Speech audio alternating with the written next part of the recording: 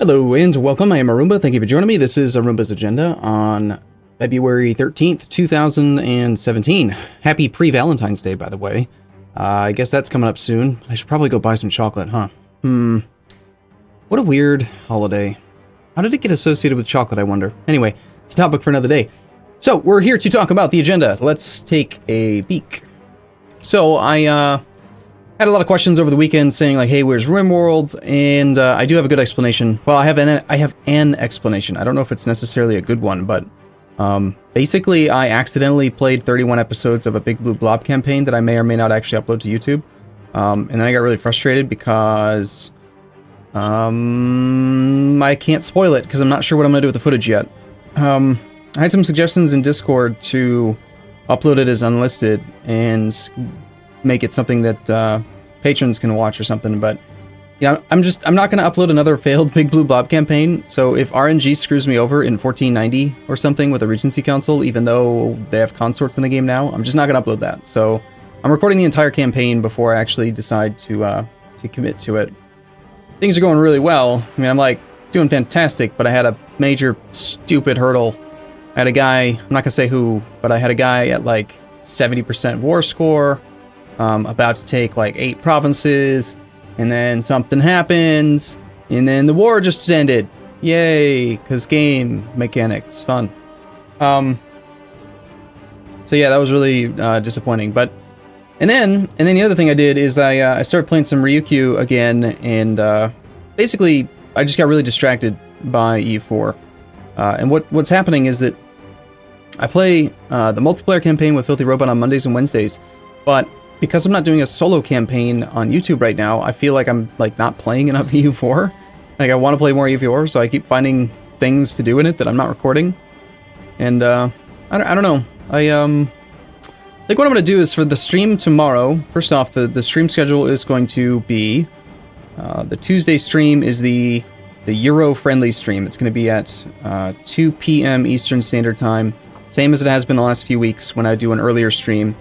And then the Thursday stream is going to be the American-friendly stream, which is going to be at 8 p.m. Eastern Standard Time.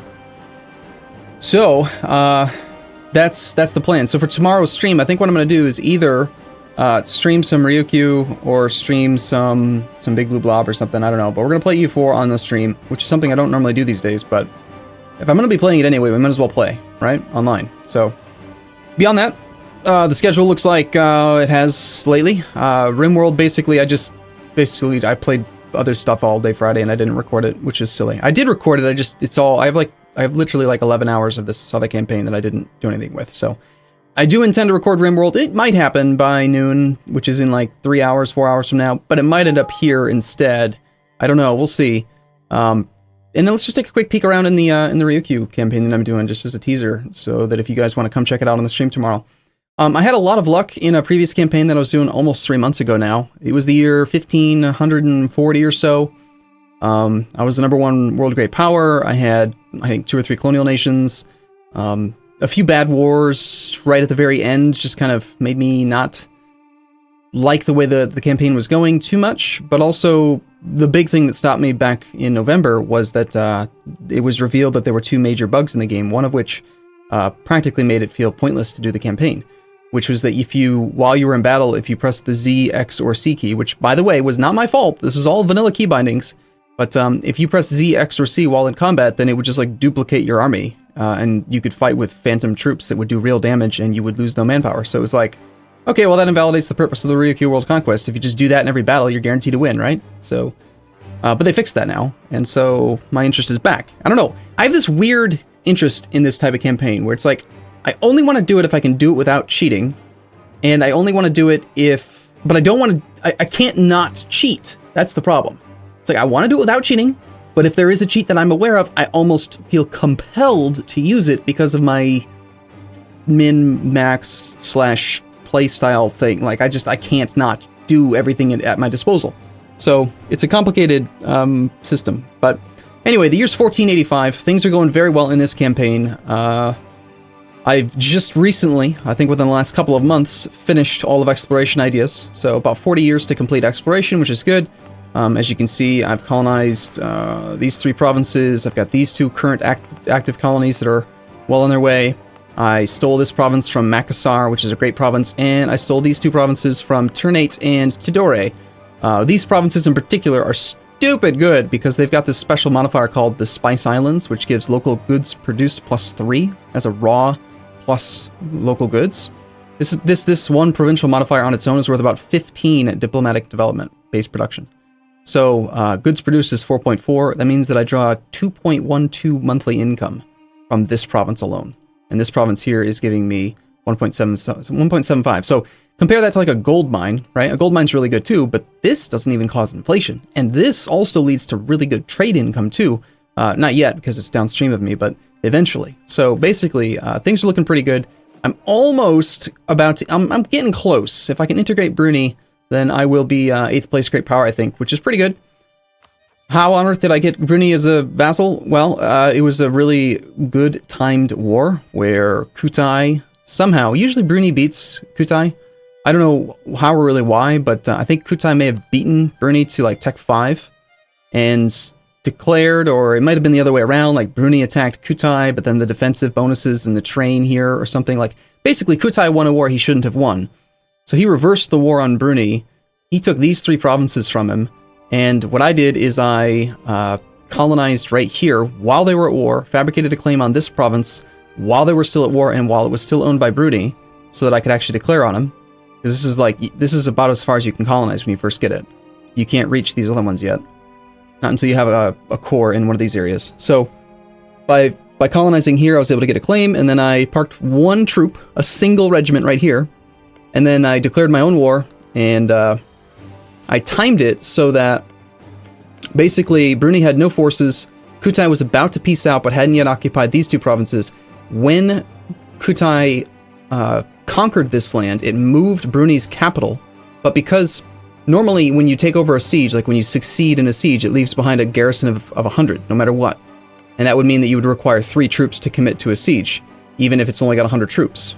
But if the capital gets moved, and that's what causes it to have fort level 1, the garrison stays 0. So even though his capital was a level 1 fort, I was able to siege it in 1 month with 1 regiment and just instantly vassalize him. A couple years later, I turned the war back around because I didn't have a truce with this guy, and I fed his cores back, full annexed this guy, and then released him. And so I've had 2 relatively not happy with me vassals for quite a while.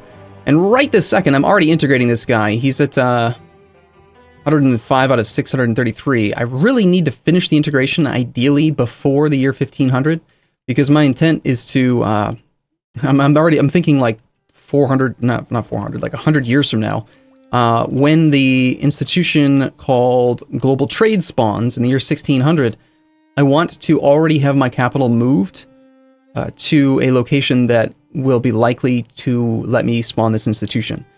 So I need to move my capital. It says right here for the global trade, Okinawa is not an island. You can't spawn it if your capital is on an island. The same thing holds true for colonialism. The year is at least 1500 and Okinawa is not an island. So I have to move my capital for colonialism anyway. I really want to move it into the right node straight away. I want to go straight into the Malacca node. So I'm trying to finish the integration of Bruni. It was on track to be done in like 91, I think. I was going to move my capital to Cebu, and then I was going to continue to colonize and try to spawn colonialism over here.